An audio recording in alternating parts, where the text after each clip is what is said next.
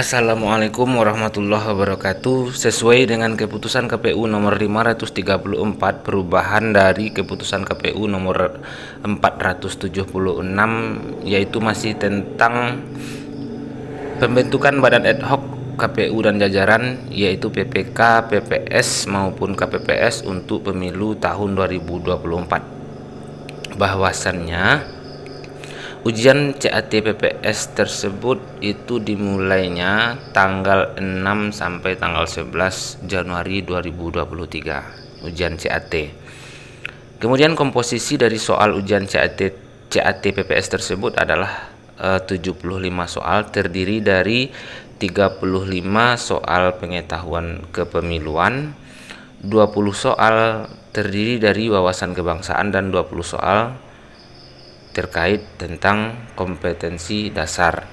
Nah, karena ini waktunya sudah tidak lebih dari 24 jam, langsung saja kita bahas. Soal yang pertama, pasal yang mengatur tentang tahapan pemilu dalam Undang-Undang 7 tahun 2017, yaitu pasal yang mengatur tentang tahapan, yaitu pasal 167. Berikut jumlah tahapan pemilu menurut Undang-Undang 7 2017, yaitu 11 tahapan. Jadi jawabannya C. Selanjutnya, keanggotaan DKPP ditetapkan oleh Presiden.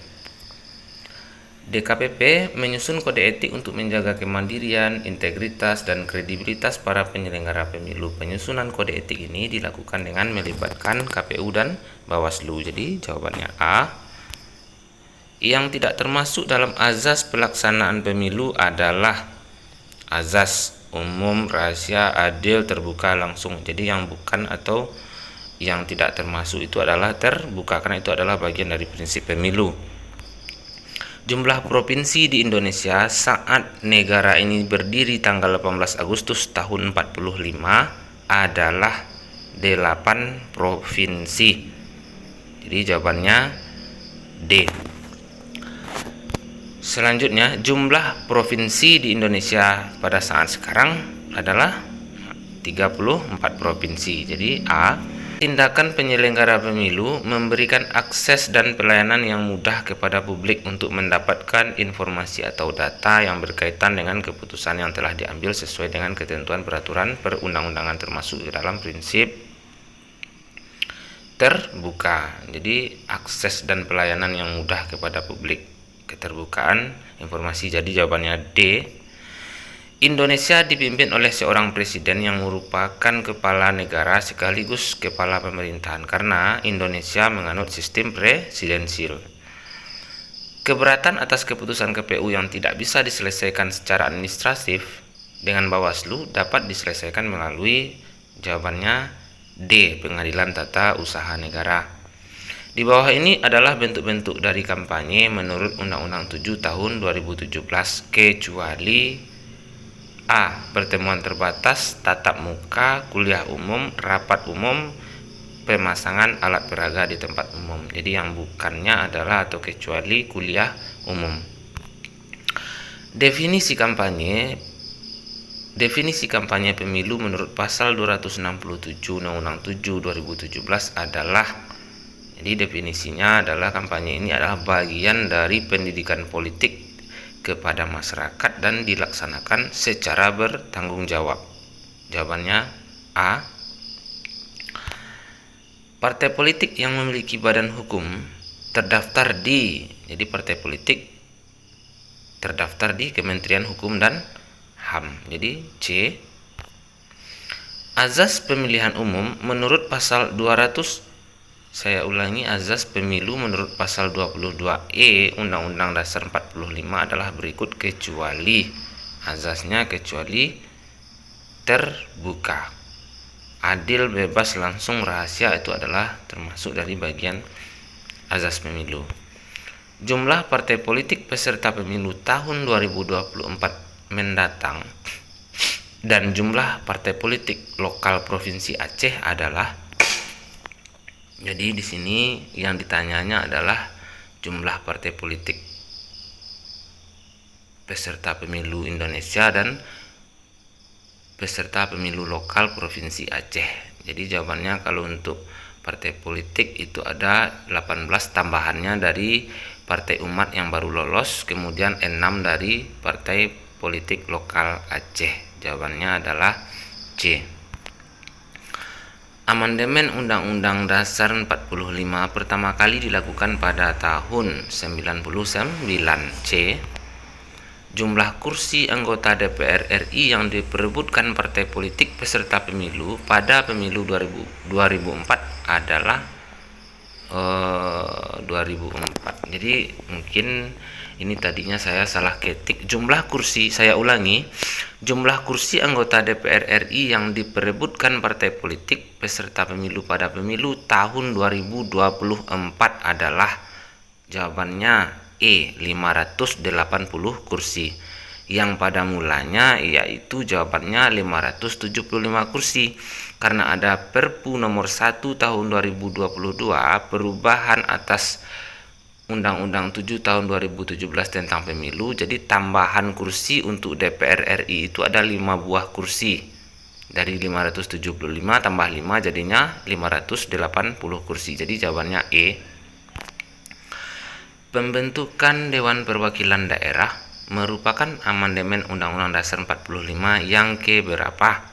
Jadi pembentukan DPD itu adalah amandemen ketiga. Jawabannya D.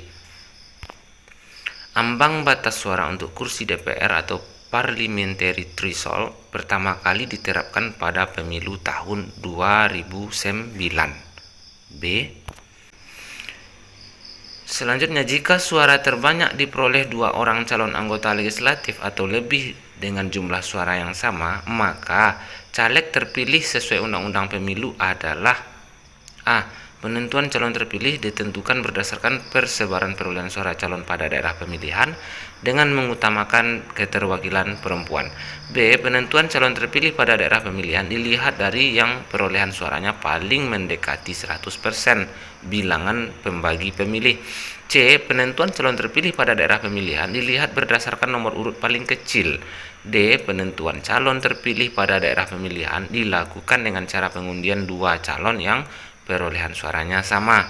E. Penentuan calon terpilih pada daerah pemilihan diserahkan kepada keputusan dari partai politik. Jadi jawabannya adalah E. Jika suara terbanyak itu diperoleh 2 orang atau lebih dari calon anggota legislatif dengan jumlah suara yang sama.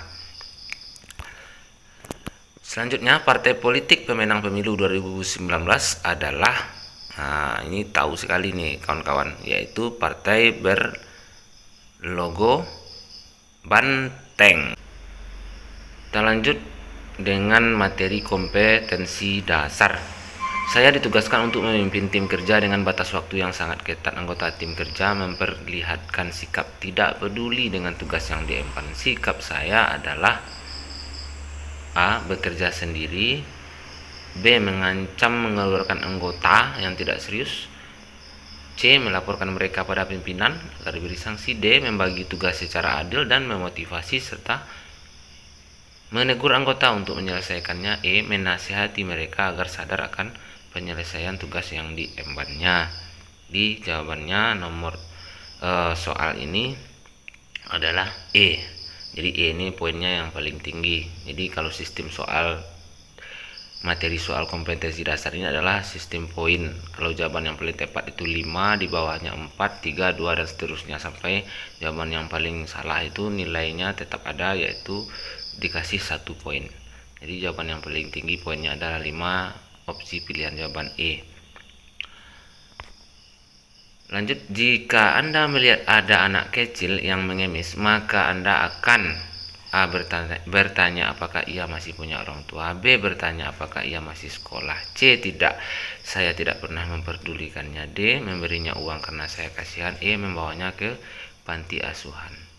Kira-kira jawabannya yang paling tinggi poinnya adalah membawanya ke panti asuhan bila mana kita menemukan ada anak kecil yang mengemis. Berikut, Anda sedang menyelesaikan pekerjaan Anda saat kantor hampir tutup, maka Anda A. menunda penyelesaian pekerjaan tersebut, ikut rekan Anda yang mulai mengemasi barang-barangnya tetap berada di kantor hingga pekerjaan tersebut selesai. Jika ada uang lembur, tetap berada di kantor hingga pekerjaan selesai walau tanpa uang lembur. Ini yang D-nya, tetap berada di kantor hingga pekerjaan selesai walau tanpa uang lembur. E, membawa pekerjaan tersebut ke rumah saja. Jadi jawabannya adalah D ya, tetap berada di kantor hingga pekerjaan selesai walau tanpa ada uang lembur. Selanjutnya, Anda ditugaskan untuk melakukan dinas luar selama sepekan di daerah terpencil, maka Anda A. menolak karena Anda takut, B. menyetujuinya jika ada rekan lain yang ikut, C. menyetujui karena Anda belum pernah datang ke sana, D. menolaknya karena Anda belum pernah datang ke sana, E. menolaknya jika rekan yang lain tidak ikut juga. Hampir-hampir semuanya mirip.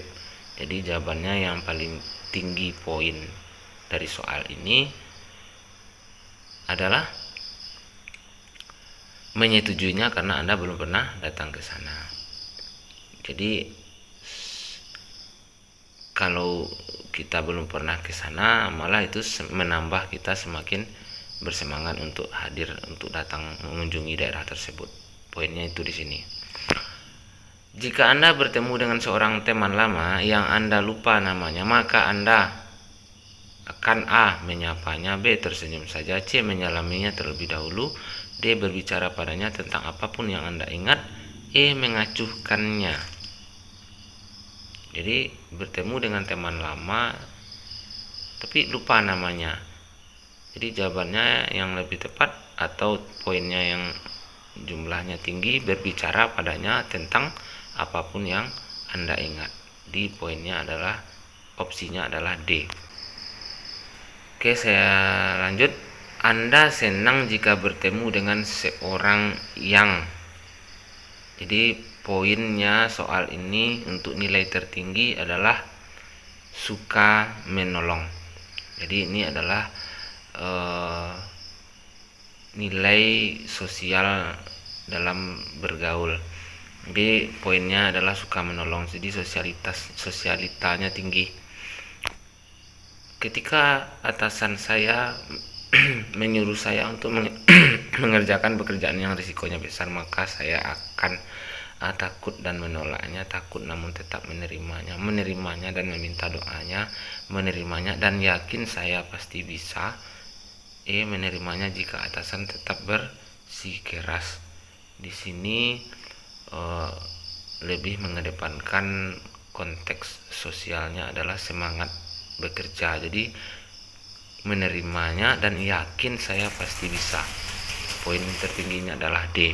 Kita lanjut. Anda mempunyai seorang anak yang amat gemar jajan makanan di luar rumah, maka Anda akan A. memarahinya yang terus jajan di luar, B. mengajaknya untuk memasak makanan bersama, kemudian C. biasa saja karena ia menginginkannya, tidak. Kemudian D. tidak memberikan uang jika dia masih jajan, E. memberikan pengertian kepadanya bahwa ia harus berhemat dengan menabung. Di jawabannya E. Lanjut, opini yang dilarang untuk disampaikan adalah opini yang bertemakan A. berbagai hal yang dapat menyinggung perasaan orang lain, B. berbagai hal yang mengancam keutuhan kelompok, C. berbagai hal yang bertemakan sara, D. opini yang mengandung unsur dendam pribadi, E. opini yang berusaha menghadirkan suasana humoris. Jadi opini yang dilarang untuk disampaikan adalah opini yang bertemakan. Kalau yang E, opini yang berusaha menghadirkan suasana humoris, itu sangat dianjurkan. Kemudian opini yang mengandung unsur dendam pribadi itu sangat tidak sekali. Berbagai hal yang bertemakan sara itu juga tidak. Berbagai hal yang mengancam keutuhan kelompok juga tidak. Berbagai hal yang dapat menyinggung perasaan orang lain.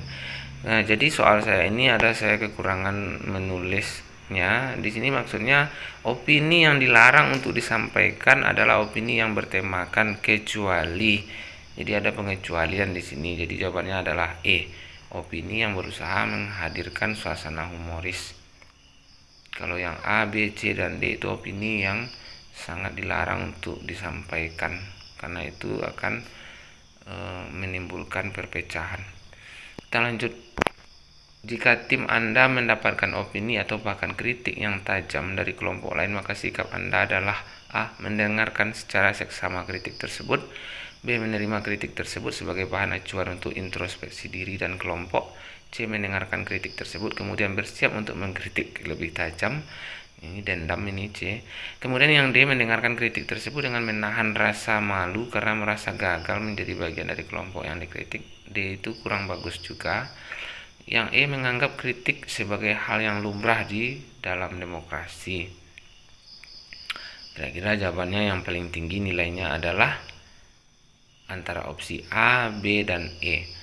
Mendengarkan secara seksama, menerima kritik tersebut sebagai bahan acuan, kemudian menganggap kritik sebagai hal yang lumrah di dalam demokrasi. Jadi yang lebih tepat itu adalah yang lebih tinggi nilainya adalah B. Terima kritiknya sebagai acuan untuk introspeksi diri. Kalau yang E juga betul, tapi ini saya rasa poinnya ada 4 ini. Kalau yang B itu poinnya 5, yang A itu poinnya ada 3. Kemudian yang C dan D itu antara 2 dan 1.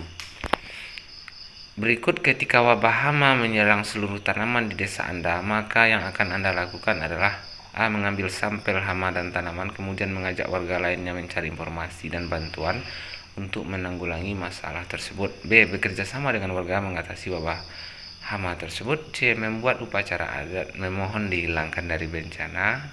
Ini syirik jadinya. Yang D. Memusnahkan semua ladang dan menggantikannya dengan rumah atau mall. Itu bukan solusi juga menurut saya. Yang E. Memanfaatkan hama tersebut menjadi makanan.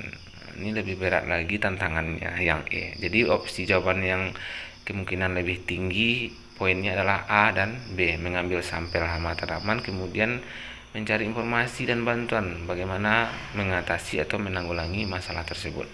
Yang B. Bekerja sama dengan warga mengatasi wabah hama tersebut. Di jawabannya yang lebih maksimal itu poinnya adalah A. Anda baru dipindahkan ke unit kerja yang pegawainya sering membolos. Hal ini tentu sangat mengganggu jalannya operasional kantor. Maka sebagai kepala unit yang akan Anda lakukan adalah A. Memberikan surat peringatan. B. Menanyakan alasan mengapa mereka membolos. C. Menasihati mereka agar sadar akan kewajibannya. D. Mengancam akan mengeluarkan pegawai tersebut. E. Memarahinya setiap kali membolos. Jadi poinnya yang lebih bagus di sini adalah menanyakan terlebih dahulu alasan mengapa mereka ini membolos, karena ini adalah opsi dari solving problem atau penyelesaian masalah terkait dengan sesuatu hal yang kita lihat bukan atau tidak sewajarnya dilakukan. Jadi menanyakan terlebih dahulu. Jadi jawabannya adalah B.